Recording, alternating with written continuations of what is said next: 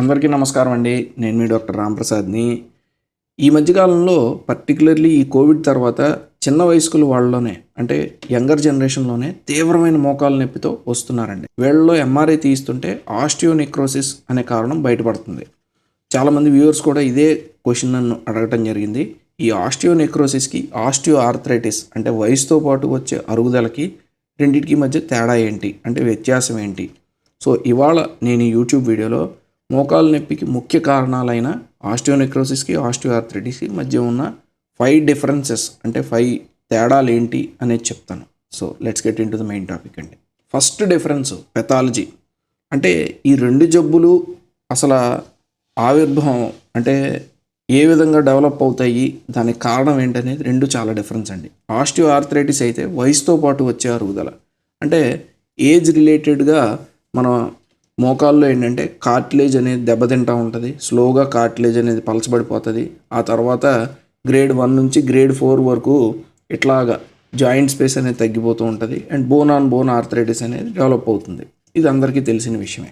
But osteonecrosis ఎలా develop అవుతుంది అంటే ఏదైనా కారణం వల్ల మన మోకాల్లో ఆ ఫెమరల్ కాండైల్స్ అంటే ఎముక కనుక రక్త ప్రసారం తగ్గిందనుకోండి, ముఖ్యంగా ఈ కార్టిలేజ్కి కింద ఉండే బోన్ సబ్కాండ్రల్ బోన్ అనేది చాలా సపోర్ట్ ప్రొవైడ్ చేస్తుంది. ఒక్కొక్కసారి ఈ సబ్కాండ్రల్ బోన్కి కనుక రక్త ప్రసారం తగ్గితే అది క్షీణించడం మొదలు పెడుతుంది. అది క్షీణించడం మొదలు పెడితే ఈ కార్టిలేజ్ అనేది డిప్ అయిపోతూ ఉంటుంది. ఈ సబ్కాండ్రల్ ఫ్రాక్చర్స్ అవి ఆ కార్టిలేజ్ డ్యామేజ్ అవ్వడం జరుగుతుంది. స్లోగా చిన్న వయసులోనే ఆర్థరైటిస్ అనేది డెవలప్ అయ్యే అవకాశం ఉంటుందండి. అండ్ సెకండ్ది రీజన్స్ అంటే కారణాలు అనేవి చాలా తేడా ఉంటాయండి. ఆస్టియోఆర్థరైటిస్లో అయితే మెయిన్లీ మనం ఎందువల్ల వస్తుంది అంటే ఏజ్ రిలేటెడ్గాను, హార్మోనల్ ఇంబ్యాలెన్సెస్ వల్లను, తర్వాత కొంత వంశపారంపర్యంగా అంటే జెనెటిక్ రీజన్స్ ఉంటాయి. 40% వంశపారంపర్యంగా కూడా వచ్చే అవకాశం ఉంటుందండి. అండ్ ఫోర్త్ రీజను ఒబెసిటీ అంటే స్థూలకాయం వల్ల ఈ ఆస్టియోఆర్థరైటిస్ అనేది డెవలప్ అవుతుంది. మరి ఆస్టియోనెక్రోసిస్ అయితే మనకి ముఖ్యంగా ఇది రక్త ప్రసారం తగ్గటం వల్ల అని చెప్తున్నాం కదా.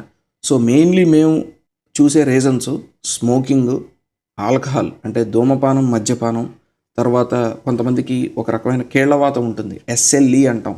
ఇందులో వచ్చే వాస్కులైటిస్ వల్ల, కొంతమందికి సికిల్ సెల్ ఎనీమియా అంటే వీళ్ళలో రక్త కణాలు అనేవి ఆర్బీసీ అనేవి ఈ అర్ధచంద్రాకారంలో గుండ్రంగా ఉండకుండా సికిల్ సెల్ షేప్లో ఉంటాయి. అప్పుడు బ్లడ్ అనేది క్లాట్ అయ్యే అవకాశం ఉంటుందండి. అండ్ ఇంకొంతమందిలో ఈ మధ్య కాలంలో చూస్తున్నాము కోవిడ్ తర్వాత అంటే వాళ్ళలో కొంతమంది ఐసీయూలో జాయిన్ అయ్యి స్టెరాయిడ్స్ వాడి ఉంటారు. కొంతమంది అసలు అన్డిటెక్టెడ్గా కోవిడ్ వచ్చి వెళ్ళిపోయి ఉంటుంది.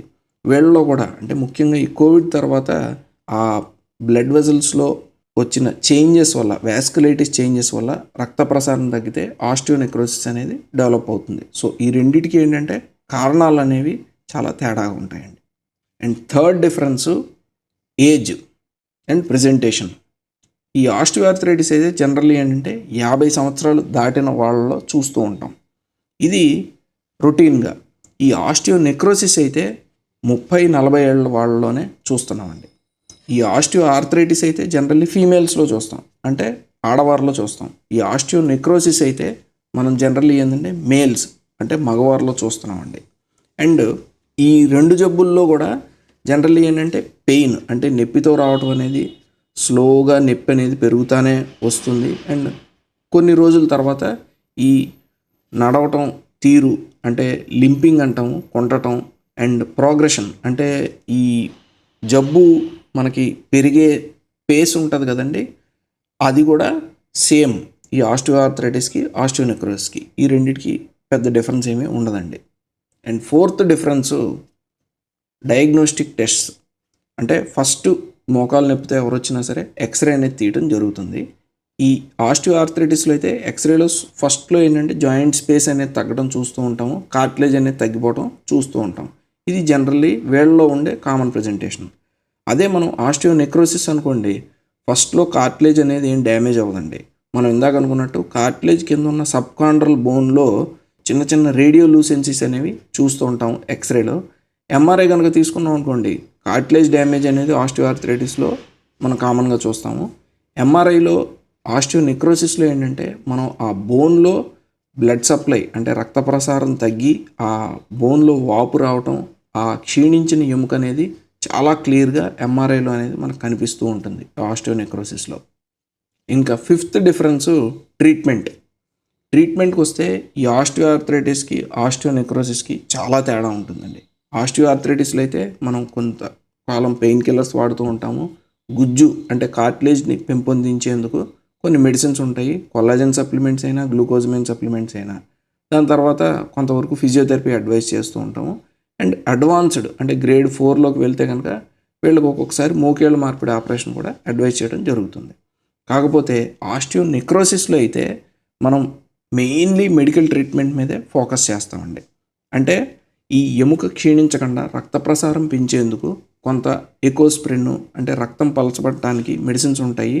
అండ్ ఎముక క్షీణించకుండా ఉండటానికి బిస్ఫాస్ఫోనేట్ మెడికేషన్స్ అనేవి ఉంటాయి. అండ్ సంవత్సరానికి ఒకసారి చేయించుకునేందుకు జొలిడ్రోనిక్ యాసిడ్ ఇన్ఫ్యూషన్స్ ఉంటాయి. అండ్ ఒక్కొక్కసారి అప్పటికి వీళ్ళకి నొప్పి తగ్గకపోతుంటే కోర్ డీకంప్రెషన్ అంటే డ్రిల్ చేసి అలా డ్రిల్ హోల్ చేయటం వల్ల ఆ డ్రిల్ చేసిన ట్రాక్లో రక్త ప్రసారం పెరగడానికి కోర్ డీకంప్రెషన్ సర్జరీస్ అనేవి చేస్తూ ఉంటాం. ఇంకొంతమంది సివియర్ కేసుల్లో హైటిబియల్ ఆస్టియాటమీ అండ్ మోకేళ్ళ మార్పిడి ఆపరేషన్ అంటే నీ రీప్లేస్మెంట్ ప్రొసీజర్స్ కూడా అడ్వైస్ చేయడం జరుగుతుంది. అంటే ఈ రెండు జబ్బుల్లో కూడా ట్రీట్మెంట్ ప్రోటోకాల్స్ అనేవి చాలా డిఫరెన్స్ ఉంటాయండి. సో ఫైనల్గా ఏంటంటే ఈ 5 డిఫరెన్సెస్ అంటే ఫస్ట్ది ఈ రెండింటికి పెథాలజీ అనేది డిఫరెంట్ అండి. కారణాలు అంటే వచ్చే రీజన్స్ అనేవి చాలా డిఫరెంట్గా ఉంటాయి. అండ్ థర్డ్ది ఏజు ప్రెజెంటేషను అనేది చాలా difference. And x ray findings, MRI findings అనేవి డిఫరెంట్గానే ఉంటాయి. అండ్ ఫోర్త్ది ట్రీట్మెంట్ ప్రోటోకాల్స్ కూడా రెండింటికి చాలా డిఫరెన్స్ ఉంటుందండి. సో మీరు కనుక చిన్న వయసులోనే మోకాలు నొప్పితో బాధపడుతుంటే ముఖ్యంగా ఈ కోవిడ్ తర్వాత అశ్రద్ధ అయితే ఏమాత్రం చేయొద్దండి. మీరు లోకల్ ఆర్థోపెడిషియన్ కానీ ఏదైనా డాక్టర్ని కలిసి ఎక్స్రే కానీ ఎంఆర్ఐ కానీ తీయించుకుని ఈ ఆస్టియోనెక్రోసిస్ని రూల్ అవుట్ చేసుకోవడం చాలా ఇంపార్టెంట్ అండి. ఎర్లీ స్టేజ్లోనే డిటెక్ట్ చేస్తే ట్రీట్మెంట్ యొక్క ఫలితాలు అనేవి చాలా అద్భుతంగా ఉంటాయండి. So thank you for watching our video. మరో మెడికల్ టాపిక్ పైన నెక్స్ట్ వీడియోలో కలుద్దాం. అంటిల్ దెన్ బై మీ డాక్టర్ రాంప్రసాద్ అండి.